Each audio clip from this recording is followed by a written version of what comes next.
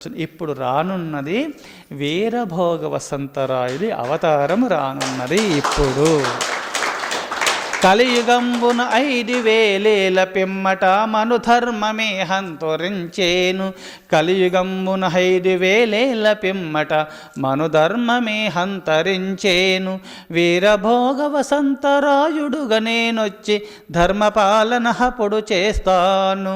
శివ గోవింద గోవింద హరి గోవింద గోవింద అని వీరబ్రహ్మేంద్ర స్వాముల వారు కాలజ్ఞానంలో చెప్పినారు.